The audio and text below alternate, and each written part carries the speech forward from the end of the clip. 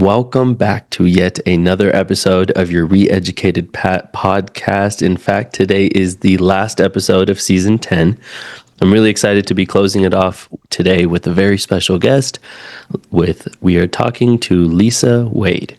She is the Associate Professor of Sociology at Tulane University, with joint appointments in the Gender and Sexuality Studies program and the Newcomb Institute. A leading voice in the sociology of gender and sexuality, she is best known for her pioneering work on hookup culture and the ways social norms, power structures, and cultural expectations shape intimacy, identity, and pleasure, especially among college students. Bridging rigorous academic research with public-facing scholarship, she brings sharp insight to questions about desire, inequality, and how culture scripts what kinds of bodies, relationships, and experiences are deemed acceptable or valuable. How are you doing today? I'm doing so good. Thank you for having me. Yeah, so I've been on this road trip with my dad, and the thing is, my dad wakes up at 5:30 every morning, and I wake up never even close to that time in the day. But he's a very noisy waker-upper, and I've been waking up so early every morning. I've been asleep, and I took a nap right before this, and I feel like reading is one of those things that your mind has to be so sharp to be able to do it out loud, where I'm like, but I tried. I battled through it, and I tried. Is that a cat? Yes. Oh, it's so cute. How many? I see two cats. There are No, one cat, just white with a black tail. Yes. Cool. So you're calling out from New Orleans, and how is everything going on there? Oh, it's beautiful. I mean, spring and fall are stunning in New Orleans.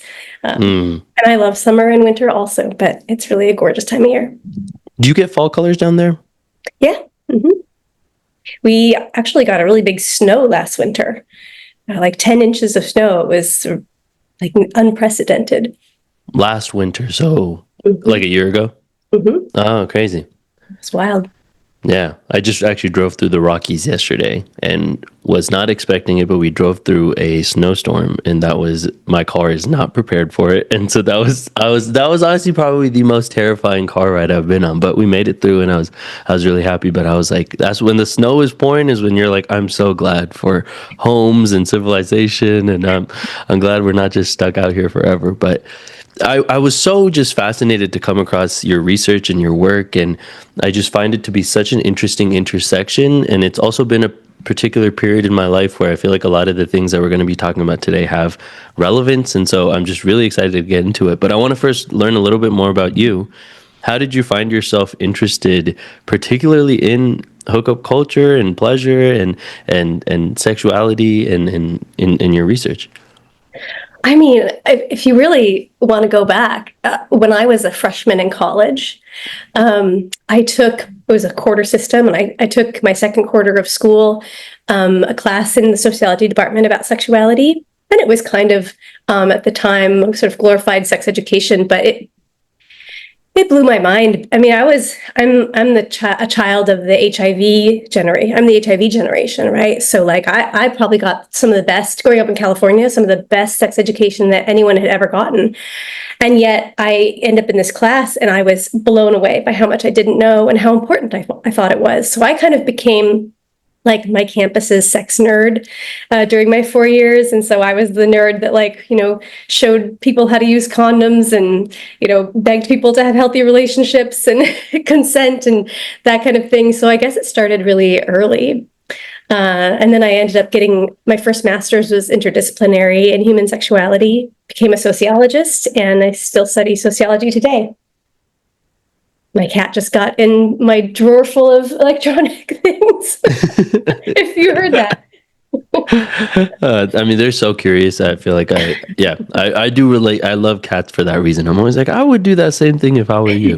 But I mean, I think it's really interesting because I want to talk a little bit about cultural scripts, which is so interesting because our last episode was also on sexuality, and it was really interesting because even as the conversation started, I felt this like deep unease where I was like, I've never said these words out loud on this podcast. And I'm really excited to one day do a season on sexuality and to just talk about it. More so, there seems to be this kind of taboo when it's an education podcast. Are you supposed to be talking about sexuality? Are you allowed to combine these two? What does that mean? But what that brings up are these cultural scripts, which like kind of really subtly tell you how to relate to these things. When are you allowed to bring it up? When can you talk about it? How can you talk about it? To whom can you talk about it? You know, all these things that come up that you never actively discuss with somebody, but you just kind of take it in, whether it's from movies, so I want to understand more about cultural scripts, because I think these influence so many aspects of our lives, the way we interact with death, the way we interact with aging. I mean, all these things. And so, one, what is a cultural script? Yeah, well, I think, okay, so interaction, just on a baseline, buying a candy bar from a convenience store, walking down the street and passing someone on the sidewalk, the most basic interaction, it's amazing. It's amazing. We go throughout our entire lives interacting with other people in the most incredible variety of ways, and usually pretty smoothly. And every single one of those interactions had never happened before and will never happen again. And yeah, we have evolved to just be extraordinarily, to make this so easy for most of us, right? And one of the ways that we coordinate this interaction is via these social or cultural scripts. And so we have those scripts for everything, like pass on the right when you're going down the sidewalk. And we know it's a script because when we go somewhere where they pass on the left, it becomes a real problem for us and interaction becomes awkward, right? So we have social scripts for basically everything we do. Under what circumstances do you take what role, and who's allowed to take what roles, and how you play out that interaction? It's scripted always. And so sex is no exception to that. In fact, one of the reasons I think sexuality is interesting is because absolutely everything about life becomes encapsulated in these kinds of interactions. And this is like I said, no exception to that. Yeah. And so where do you think a lot of these I called it cultural scripts, social scripts come from? Is it, I mean, it comes from so many different places, but when you're studying them, are there ways to identify where certain social scripts are coming from, or is it just impossible to identify that? I mean, people do all kinds of different research regarding this. So you could do, say, content analysis and like analyze like movies and how movies portray certain kinds of interactions. Or you could think about it cross-culturally, like why is the script different over there than it is here? And what is the historical evolution of the scripts in those different places? So you can ask people, just ask them to explain what their scripts are. But they're usually historically rooted. It's very culturally specific. They're widely represented in our media, and then they become part of our everyday interaction. So we also get them reinforced through our interactions with other people.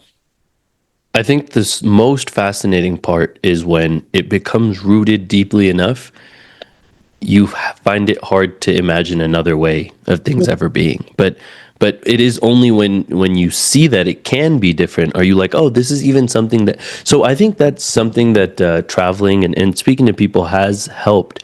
But I'm often curious to how much more there is that I'm not even conscious of, just because I haven't understood that this could be done differently. So I think this is one of the things that I find to be really fascinating with this dream of globalization in some ways, where it seemed like earlier in the 1500s or 1400s, if you were to travel the world, you really would meet these pretty isolated, to some extent, cultures that haven't been so influenced by others. But I think the dating culture as it is in the West, for example, has now, with Tinder and these kind of, I would use those as some pinnacles in some ways, has now infiltrated so many places in the world now, where it has been able to influence. So the differences in these social scripts, I feel like, are harder to now engage in, because there is so much kind of spreading of this. And so I think that's why it's really interesting to maybe get a little bit more specific into the social script around sexuality in the United States. And so I want to ask you about hookup culture, because that's so specific. How did you get interested in hookup culture, and how do you define what hooking up is? Well, I was out of my PhD program. I had gotten my first job teaching at college, and I was teaching sociology of sexuality, just like I had been taught as a freshman. And I was, in particular, teaching a writing class for all first-year students, and it was sexuality themed. And so I asked them, I asked them to write a diary once a week, write in a diary about their experiences with sex and dating and friendship and parties on campus. Because I thought it would be just good to get them writing in any case. And then I asked them at the end of the semester to write a paper using their own diary as data about some sort of conclusion they were going to draw about hookup culture. And what I found in those diaries was so radically different from what I was seeing in mass media at the time. Mass media, what pop culture was talking about hooking up, this is like, think about back all the way to 2010. Pop culture was talking about hooking up, but it was always like featuring like a really pretty white heterosexual girl. And then the conversation was always like, should she or shouldn't she? And my students were very diverse, first of all, and they had all kinds of experiences that deviated from that. But also, I didn't like the should she or shouldn't she question. I wanted to know what the context was in which she was making decisions. And so I saw an opportunity to contribute to our conversation about hookup culture. So eventually I collected 101 diaries. I wrote a book called American Hookup. And what a hookup is strategically ambiguous. So students won't be able to tell you. They might be able to describe a wide range of activities that might be described as hooking up, but generally what they have in common is that it is some kind of sexual activity with no promise of future, either sexual or romantic engagement. It's supposed to be non-romantic. And then hookup culture is something entirely different because obviously human beings have been hooking up for all of human history. Nothing unusual about that. But the hookup culture on college campuses probably doesn't get here until around the mid-1990s. And that is No way. Really? Yeah, sure. Really like the kind of going steady culture that was invented by the youth of the 1950s. Parents called it premature monogamy. It was the first time in history that young people had been monogamous before marriage. That gets invented in the 1950s, and we don't call it that, but more or less that's kind of what young people do. And then it starts switching over in the mid-1990s. And if you want to, I can talk more about this, but partly it's... Yes, please. This is fascinating. What? I did not know it was... I didn't know it was this recent. Yeah. The hookup culture being a place, a geographic space, right? In college campuses, bringing all these young people onto a residential campus. And then suddenly hooking up is the right way to be sexual. Relationships are seen as like sort of old fashioned, maybe even backward. So it's this idea that everyone should be hooking up, a very clear social script for how to do it that everybody kind of knows. And then it becomes kind of institutionalized in higher education. So it has a rhythm and an architecture. And it's just kind of, now it becomes, quote unquote, how you do college right.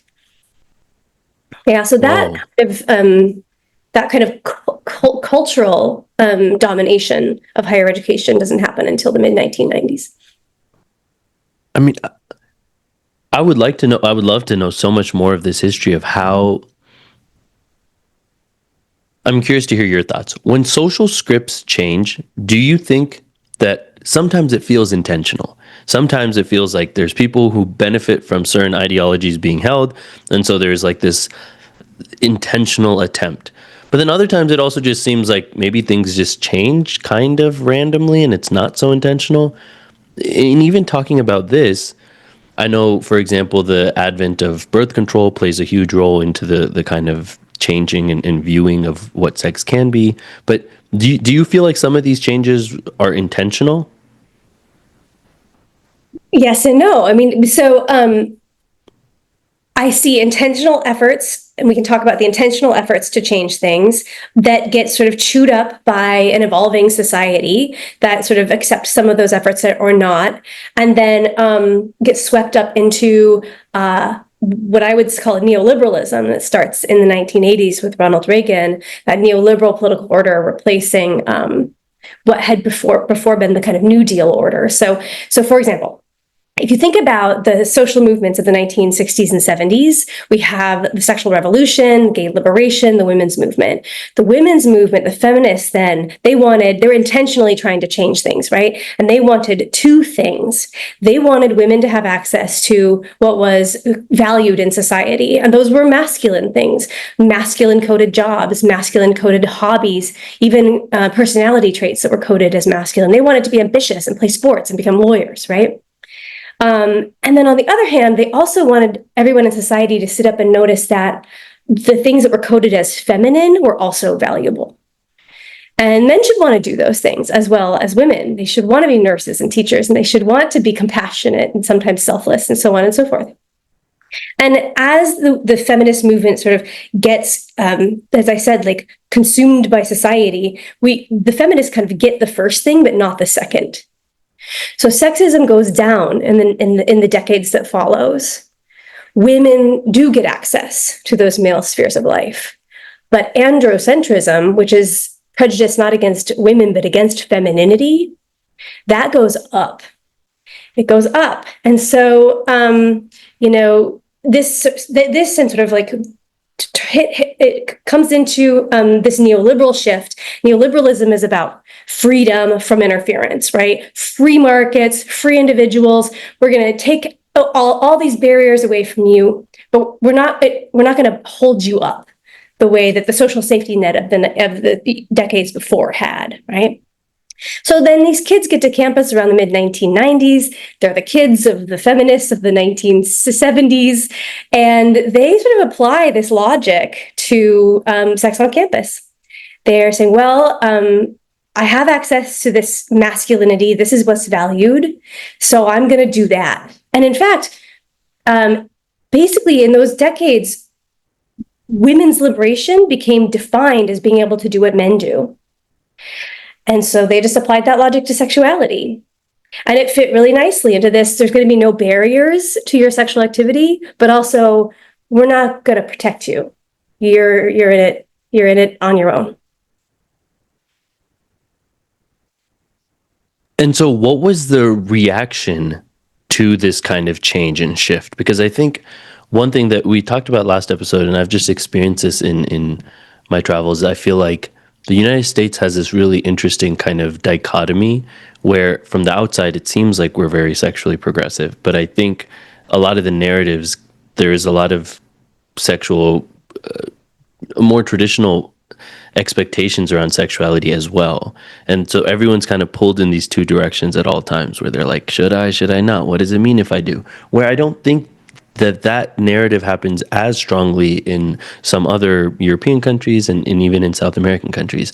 And so that's something I've been really curious about. So as these kind of transitions are happening from the 70s, moving into the 90s forward, what are kind of some of the forces that are, holding it back? And I think we hear a lot of it now, more than even a decade ago. I mean, I think you hear a lot of these more traditional perspectives on sexuality being platformed. Yeah. So these young people are getting bombarded with two very contradictory messages. One is that when you are young, especially if you're in college, you should be having as much sex as you can with as many people as you can, and having the time of your life. That is one message they get. But on the other hand, they're also absolutely bombarded with propaganda for love. Right? You should be trying to find your one person, your soulmate. And when you find them, you should fight to be with them no matter what the barriers are. And, we all know what a good life looks like, right? It's finding that person, living a life with them, and then, being with them until the end. And so they're also getting that message at the same time. And so it's a very confusing place to be then, where in college, there is this part of the social script of the hookup is it gets cast as the opposite of love relationship sex. So there's hookup sex, there's love relationship sex, and love relationship sex is where people are nice to one another, they care about each other, they're concerned about each other's pleasure and consent, right? This is like this benevolent, mutual experience. Whereas hookup sex is very neoliberal. It's you're allowed to do it, but you have to take personal responsibility for what happens to you, right? If you get feelings or somebody hurts your feelings, you're not allowed to burden them with those feelings, because hookup sex is supposed to be the opposite of relationship sex, not mutually accountable, not even necessarily kind or nice, certainly not, I'm really invested in the other person's pleasure, or even consent sometimes. And so then they have to sort of absorb this logic. Okay, what I have available to me as a college student are these hookups. Part of me still wants a relationship. Almost all college students do. And the only way to get one is actually to start hooking up with someone under the pretense that it's not romantic, and then kind of try to break the rules eventually over a series of hookups and see what happens. It's very scary for young people. I mean, it's really interesting because growing up as an immigrant, as a child of immigrants, I feel like, and they kind of had their own bubble, and so they were navigating the world, this country, through their own social scripts, especially around sexuality. And so for me, I had my understanding of what sex and love represented at home and in all my kind of social environments in that. And then I had what this country was kind of throwing at me through music and movies and what I thought fraternities were supposed to be and what college was supposed to be. And so it was actually, I think all the things that you're mentioning now were all really fascinating to me, because I was like, this actually it doesn't compute in my mind at all. Because it wasn't like I grew up where that was normalized or that was the expectation. So it was all so new to me that like, this is how people interact with each other. And so you kind of are figuring it out, and part of it is what you believe is what it means to be American, and so you're trying to assimilate yourself in some way. And I think now, being on the other side of that, where I no longer yearn to assimilate so much, and I have a better sense of who I am and what my values are and things like that, I often think to why the social scripts around these things, like why isn't there more dialogue around it? It's not to, I feel like when there's dialogue about something, it often is through the lens of shame, or it's through the lens of like putting fear into someone's mind. But like actually just having the conversations of like, what are the things that you value? What do you care about? I just feel like those would actually help you go through these things in a much more conscious way than like how unconscious I was going through it for so long. Well, remember that traditional age college students were kids like yesterday. And half of them, when they get to campus, are virgins.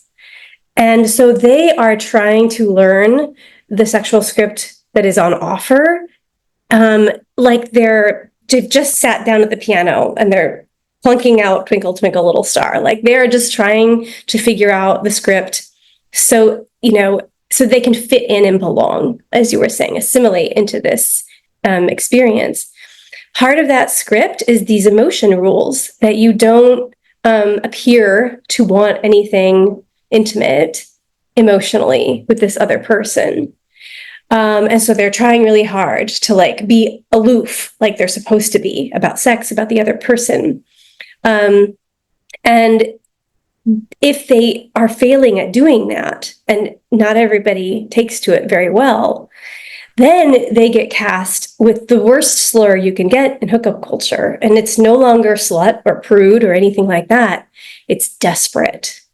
Nobody wants to seem too desperate, to be the one who really wants something from the other person, to need someone, to be clingy or needy, right? Nobody wants to feel like that. That's feminine. That's girlish. And we are in a society where being girlish is bad and being boyish is good. So we're asking these young people to ask them to have these conversations you're talking about, is to ask them to really dramatically violate the social script at the same time that they're just learning it. You're asking them to play Mozart, in other words, when they're just not ready yet. And when you're also asking them to break the script in the worst possible way. to reveal your vulnerability.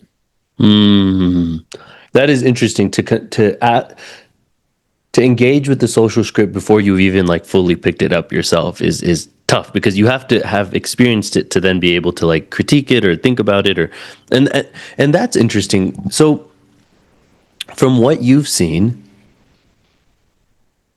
what chance, because I think the challenge that people have in just any social script is you have two options: either to play the game and to fit in, or to not, and either change the game so radically that everyone ends up playing the new social script that you've built, or you just kind of get pushed a little bit to the side and you have to find different groups of people who play along those social scripts.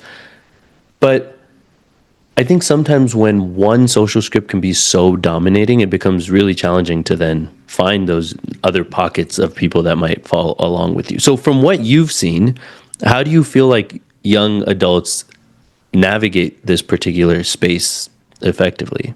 Yeah. So many studies have found pretty consistently that about a third of students on college campuses, residential college campuses, have opted out of hooking up altogether. They're still in the culture. They can't get out of the culture, but they are not participating. It is usually not for religious reasons. It is usually because they'd be very happy to have sex, but not under these pretty harsh conditions. And so they opt out, and research shows that they do get pretty isolated, because it's not just the hookups themselves, but the pre-gaming, the talking about it before, the deciding where you want to go, the talking about who you want to hook up with, who you don't want to hook up with. Then you go to the party and you have to participate in the script, the party script too, right? The drinking and so on. And you have to fit in that environment. And then after the hooking up the next morning, all the conversation that goes on about who did you hook up with? What was it like, right? And if you're not participating in that at all, then you can feel like you don't have anything to add to these conversations. And these students can become so isolated, these ones that are opting out, that they don't even know about each other, because the partygoers just take up so much psychic space in those in the dorm rooms where they're often living. So that's about a third of people. About 20% of students, they love hookup culture. It's the best thing that ever happened to them. They wouldn't change a thing about it. They're having the time of their lives. 5 to 10% of students are wanting to participate and being actively excluded by their peers, and that's miserable for them. And then the plurality of students, we're talking about 40-45%, are participating with mixed experiences and mixed feelings about it. And some of them are like, this is not great, but it's got its upsides and it's kind of fun, and I'll go along, right? Even though it's not what they would prefer. And some of them are like, this is miserable, but I don't know what else to do. I have to keep doing it because it's what everybody's doing. And I'm having a terrible time. I feel like people are being mean to me. Maybe I'm being mean to people. And so that's about how it falls out. Mm. And have you noticed, even from when you've started looking at this, changes in the culture since? My book came out in 2017, which is, we're getting close to 10 years here, 8 years. And it still seems to resonate with students. But I don't know how long that's going to be true. And the reason is because we're talking about change and changing scripts. This didn't come from students. This didn't come from young people. It's been imposed upon them by much bigger changes in our societies. Like if it comes with the political shift from the New Deal order to the neoliberal order, these are much, much bigger things. And political scientists are arguing that the neoliberal political order is ending. And if that's true, then I would expect to see something new. But maybe not tomorrow, maybe in 10 years from now, 15. These things happen slowly sometimes. And I think, that's why I think I really want to highlight this question. I'm excited to hear what your take on this is. But for those who might listen to this episode, or just in general with a sense of caution of just like, why? I'm feeling something weird in my body. Why are we talking about this? What is the point exactly? To me, I don't know if I can necessarily articulate it, but I understand how important I think I understand, I think, as I'm getting older as well, especially I think just for all humans, how important of a role sexuality plays. I mean, it plays a role in, from marketing, the things that you choose to buy, the things that you choose to do, the profession you pick. It's so influential in our life, but it seems to be one of those things we just don't really talk about, and it's just quiet. And so you might seem, why do we need to talk about it? We're functioning fine. But to me, it becomes really clear of how like there's this hidden layer of influence that you don't ever get to really address. And so, but from your side, even when you're talking to other academics, what are people's responses when you say what you're researching or what you have researched? And then how do you kind of convey why it's as important as it is? Well, I do think that one of my superpowers in my career has been a real comfort talking about sexuality, right? So it starts when I'm growing up in California during the AIDS epidemic and getting good sex education and going to my first year of college and taking that class that really empowered me and made me into my campus's sex nerd. I think that's really good. And so when I talk to young people about sexuality, I'm talking to them about something that a lot of other adults are not comfortable talking about. And that comfort level and the scarcity of someone who can talk like that, this is the other cat, can talk like that is the students respond really powerfully to that. Like no adult in their life has ever talked to them about sexuality without some kind of agenda, right? And I'm just there to find out about their lives. And so that has been, that helps explain why my research can be so rich. But yeah, so other adults are just not as comfortable talking to young people or taking young people seriously, which I think is also a real problem. So then I talk to these young people, and I think one of the most profound things I'm ever able to say back to them is that they are entitled to have their sexual partners treat them kindly. They don't know that. They don't know that because nobody's ever told them, because nobody's ever really listened to find out that they don't feel entitled to that. And that's, desperately important, right? And if we live in a society where it's okay to treat your sexual partners callously, coldly, or sometimes even cruelly, then are we gonna have like generations of people that think it's okay to treat everybody like that? Right. So there's this like foundational, it's across all the layers of our society, where we're not talking about this. We're not getting these like basic human messages across, and it can be corrupting, I think, of our entire social lives.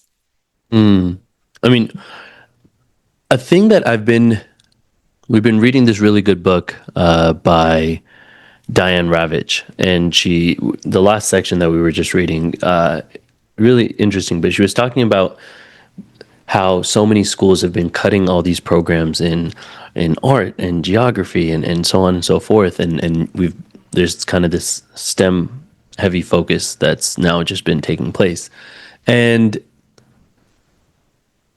I think one of the things that makes people feel okay with that or safe with that is like math to some extent can't really shape the things that you do. You can kind of teach it in a little bit more of an objective way than you can, for example, talking about sexuality. Because there's this fear that if we talk about sex, my kids are going to have sex. Mm-hmm. Or if we talk about death, my kids are going to be terrified. And the way you approach these conversations cannot be had from just a completely bias-free perspective. When you say some things, I think that's why any of the stuff that's hard, whether it's love, death, whether it's grief, whether the things that are actually difficult to talk about, when it's taught, there are certain biases that are naturally going to be inserted into whoever is teaching that material. You know what I mean? It's just not, but that's why I think some people can kind of fear those type of things being taught, because they're like, what if you influence my child in a way that I don't want them to be? How do you kind of navigate those type of discussions where someone might be like, I don't want my student or my child to be thinking or talking about sex at 18 years or 19 years old? Luckily, I teach college. They get to do what they want, and I don't have to talk to their parents.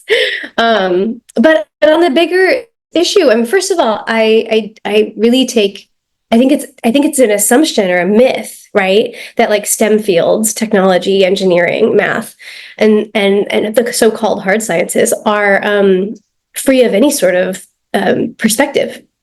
Right. So, of course, they have perspectives. Of course, all these kind of social assumptions about the world get baked in to that science. What kind of questions you ask, how you answer them, who you think is important to know about, and what is important to know about these kinds of people. This is all very socially driven, right? And then there's this assumption that because the social sciences, like sociology, are more manifestly subjective, that somehow there's nothing rigorous there at all. So my new book actually is coming out next year. Is about Congrats. thank you, is about what happens when we try to do science without social science. Like, what does it even mean to have a world that operates only on STEM principles? And what happens is everything just falls to pieces because we're not acknowledging that the people doing the science, the people receiving the science, are also human beings. Mm. Yeah, they're not just thinking beings. They're also humans. No, I mean 100%. And I think these conversations often can be harder, like you said, for people who are working with like early education, sexual health, and having these conversations, whether it's in the 8th grade or 7th grade. Actually, in the city that I grew up in, there was kind of a big change where they removed all sexual education from like 6th, 7th, and 8th grade. Yeah. And I only know how much I needed that, now where I'm like, that's the only time I even figured out what was going on in my body. I never heard those conversations outside. But it's so fascinating because there's just such a complex relationship, particularly around sex. And it's like, even in when you're talking to your friends or just in your own life, how do you do you feel like you can help other people feel less shame around it just by yourself being a beacon of this doesn't have to be shameful? Or is there something more you can do to kind of encourage spaces to make it not have to be so shameful? The shame that I think I detect amongst young people is a different kind of shame than we might have seen a couple generations ago. So, a couple generations ago, it was just bad to have it, but you weren't supposed to have it. You weren't supposed to think about it.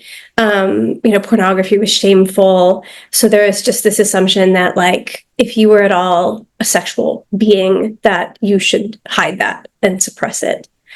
But the young people today generally don't think that. Some of them, yes, are still being raised in quite in communities where they make those arguments, but a lot of them are not. They are now 2 generations out from the gay liberation movement and women's movement and sexual revolution, and they reject the idea. In fact, my students are so sex positive that I think it's harming them. In that they have decided that everything about sex is positive except non-consensual sex, right? So then they're like, well, I have to do it. If I don't do it, then I'm repressing myself, and I have to be game for whatever people want to do. Because if some of somebody's kinks make me feel uncomfortable, then I need to get rid of that. And if I need certain conditions, like I need to know someone likes me before I have sex with them, then like I need to loosen up and get rid of that, because that is just holding me back, right? That's where their shame comes in.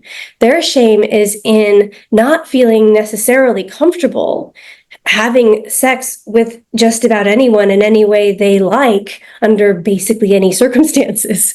And that's why when I tell them you deserve to be treated nicely, it's mind-blowing to them, because that is them having a condition for what would make them comfortable.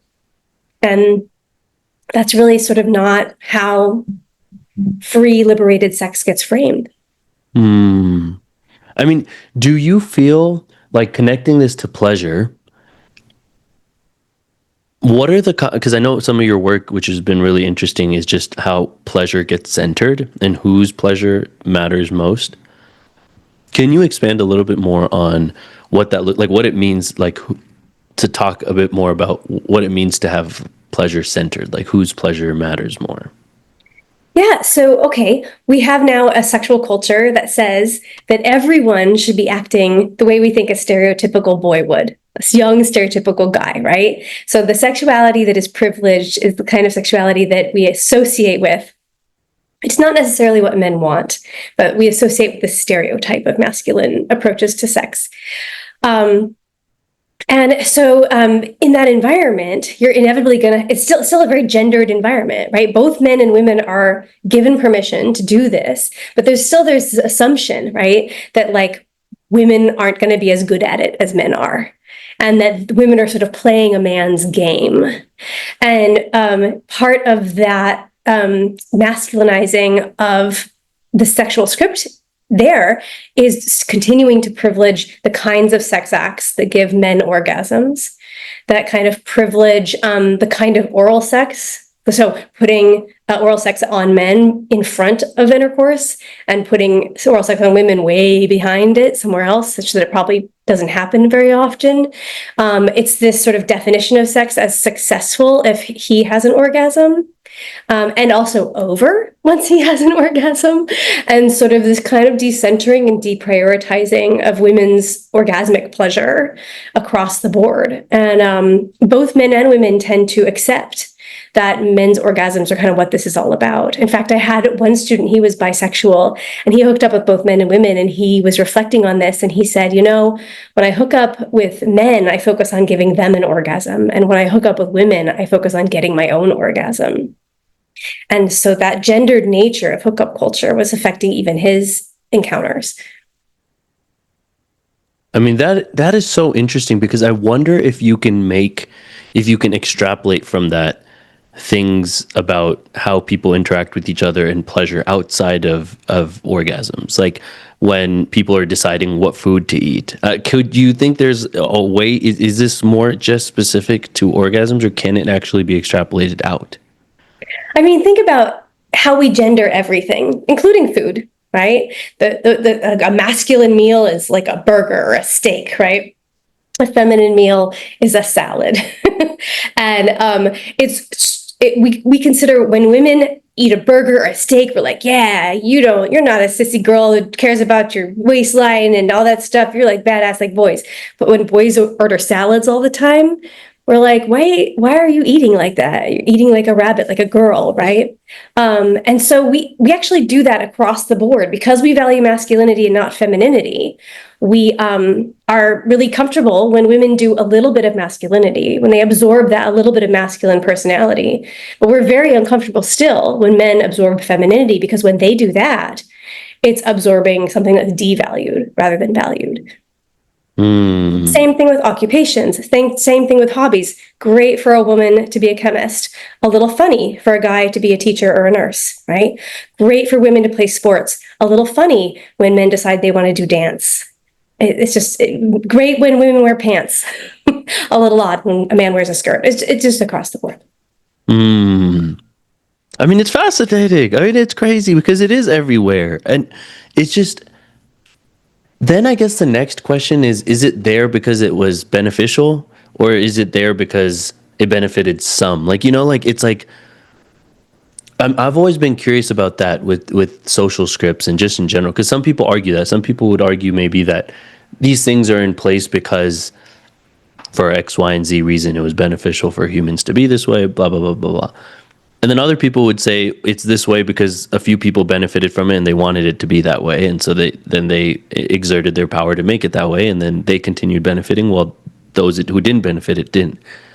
And I guess I would be so curious if you could take a step back and just simulate humanity entire again and again and again. Like what percent of the times would it fall in that way? And what would it just be a completely random distribution? You know, do you think some of these things became a certain way for some reason, or do you just feel like it could all just be random? Well, I think that in terms of, remember I talked about how sexism declined and androcentrism went up, the valuing of masculinity. That was how I think a patriarchal society absorbed a women's movement. So we have to change somehow, but we're not going to necessarily be less patriarchal. We're going to make it a little bit less obvious, and so we're going to allow women to do some masculinity, but we're still going to have this very gendered binary system where women still have to do all the feminine stuff that's devalued, even though we let them have a little bit of masculinity. So I think it's a way that patriarchy sort of, absorbed these changes, but without giving up those patriarchal values. But if you go back, the fact that so many of our societies on this planet are patriarchal goes back to colonialism. And so colonialism, it just so happened to be that some countries had these early resources and technologies, and they used those to exploit other parts of the globe and forced/exported all of this patriarchal nonsense all across the whole world. So if that had been different, if those societies had been patriarchal or other societies had developed the tools, the resources, and also the sort of hostility that colonizing countries did, it would have gone differently. So it feels very path dependent to me. Yeah, I mean, because I do feel like monarchs were big before colonialism around the world as well, where there was always kings or the emperors or whoever always were also male. But I wonder if,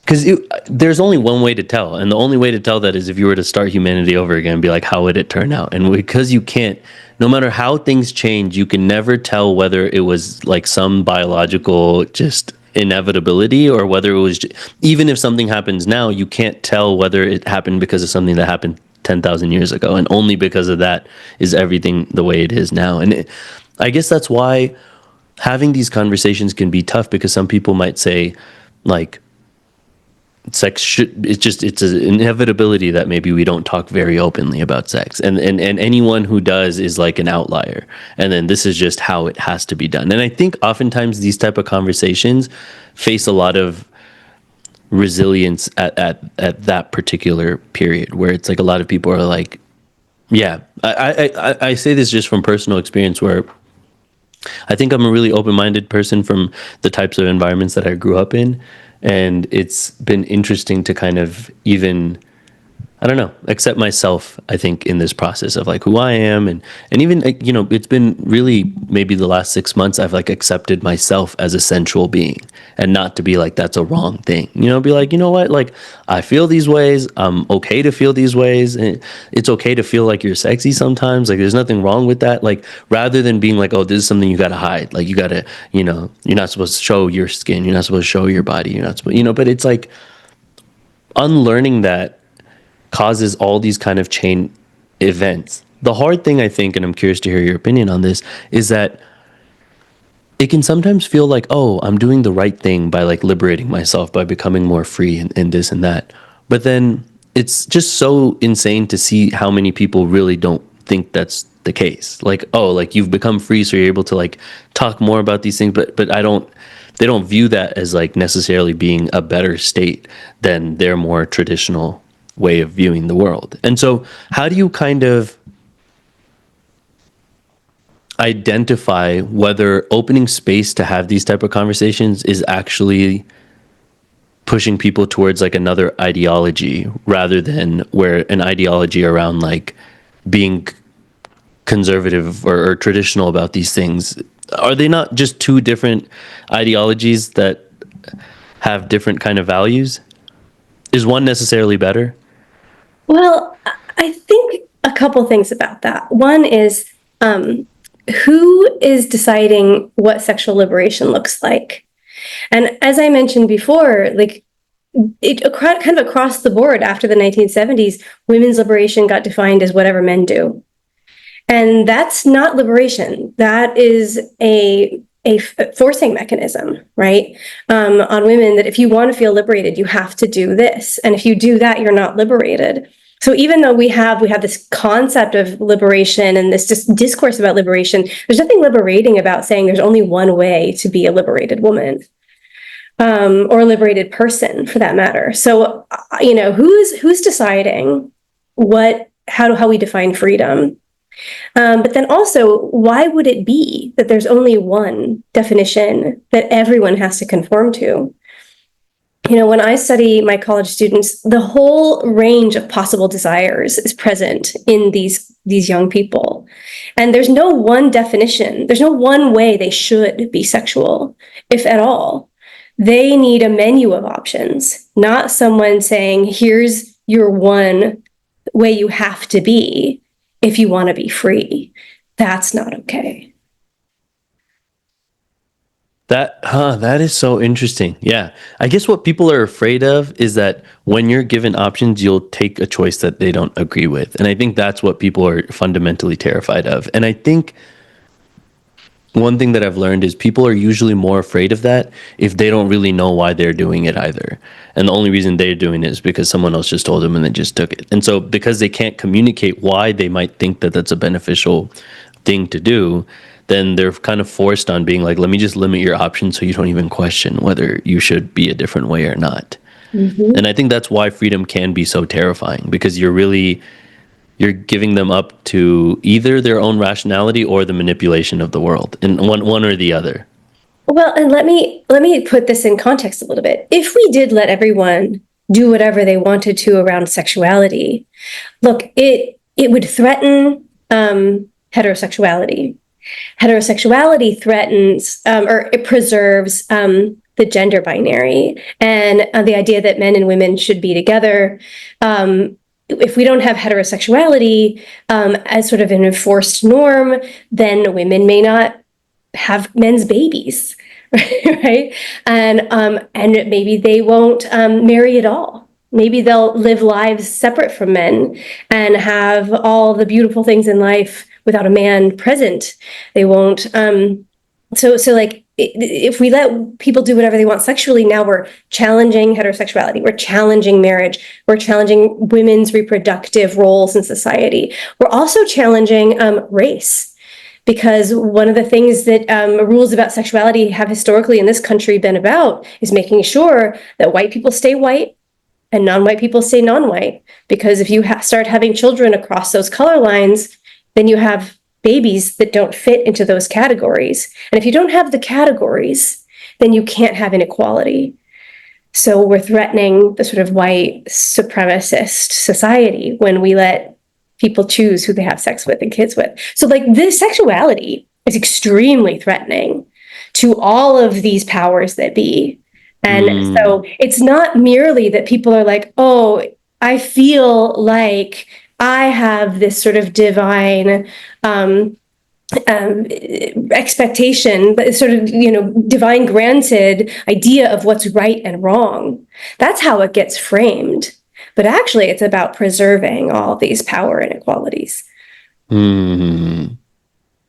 mean, I can't even envision a world where, I just met this, I had a friend, and she had recently just gone to Berlin, and she was at this like sex party or something along those lines, where it was just like the kind of open and she was just telling me how, what things were like there, and I was just mind blown. I was like, I didn't even know these type of places existed. Like, I didn't even know you could, and it's like, it's just fascinating to think like what life could be like if, like you said, you had the option. Not necessarily it was a forced way. It wasn't like the one way to be, but just to have these conversations, to kind of pick and choose how you want to go about these without the shame and the fear. And then I'm curious what would happen. Is the things that people are so terrified of, is that what would happen? Like, would people completely stop having kids? Like, maybe not. Like, maybe people really want to have kids because they have reasons to have kids, and maybe that wouldn't stop and fully, falter, and maybe people still would get married to some extent, Or maybe people would have kids without men. Women could do that if they wanted to. Maybe they would have kids, like I said, with someone of a different race. What if wealthy people started marrying poor people at high rates? It would collapse the economic hierarchy in our society. We would have all of these, middle-class kids coming out of these marriages between poor and rich Americans. So I don't think people would necessarily stop having kids, but I think we could see real disruptions in the world as we know it. You think you'll see it in this lifetime? No. I mean, we'd like to think, and maybe this is a good place to end, but like we like to think that things are going to get better a little by little over time, even if there's setbacks, that like we're on some kind of, pathway towards enlightenment somehow as a society. But things don't necessarily get better, and they don't necessarily get worse. They just get different. I don't know what's going to Mm. replace hookup culture, but in some ways it's going to be better, and in some ways it's going to be worse. And we'll have to wait and see what those ways are going to be. And I think one of the fun parts of being an academic is you get to just watch the journey, and kind of it's also just so fascinating to also watch. So, Yeah, however it turns out, it's at least entertaining. yeah. That But is a silver lining. yeah, but I want to say thank you so much for coming on today, and this was just a great conversation. I really enjoyed this, and I think it's making me have to reflect a little bit more. I think every time I talk about sexuality on the show, I'm like, oh my God, there's so much more for me to kind of hold space for, to accept myself and also just grow. So thank you. Yeah. Oh, it's been my pleasure. Thank you for your provocative questions. Of course. And I want to say thank you all for listening. I hope you enjoyed. This brings us to an end of the season 10 of this show. Stay tuned. Season 11 will be starting soon. But I hope you're having a great week. And as per usual, stay re educated. Let me stop.